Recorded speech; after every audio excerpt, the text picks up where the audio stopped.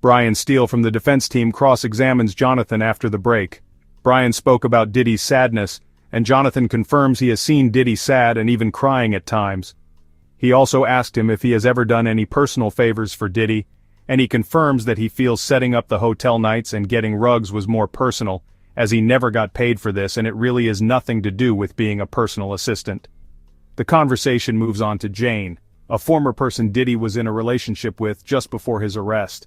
Jonathan confirms that Jane would ask his opinion on things as she trusted him, and she seems like she was willing and fine with the hotel nights, and was never unhappy after a night. Also, throughout his working time there was a lot of texts before and after a session of things she wanted, and she was never upset in the messages, and was actually engaged in the activity. He also confirmed that he has never been threatened by Diddy's team about keeping hotel nights a secret, and was always encouraged to speak the truth and not lie.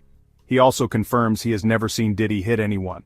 So, the defense finished their questions and the prosecution team re-questioned him again just to, clarify some bits before the jury closed for the weekend, with the prosecution team confirming they have only 5 more witnesses left to call in.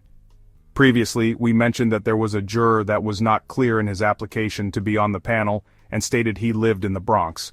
After the session finished, Judge Aaron, over the weekend, made the decision to dismiss juror number 6 due to not being consistent with where he is living, as it came to light he actually lives in New Jersey with his partner and child. So the juror tried to stay on the panel by explaining that he is in the Bronx 5 days a week and living with his auntie as he works here. However, the judge did not like the dishonesty, and honestly, it had nothing to do with race.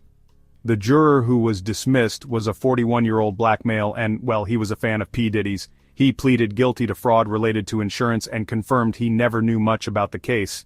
Now he's been replaced with a 57-year-old white male who is a manufacturing architect and just knows about some of the coverage from the radio.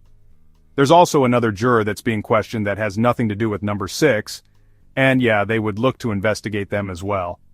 What do you think? Is it wise to put in another juror this late into the trial with no information on the past few weeks on the trial?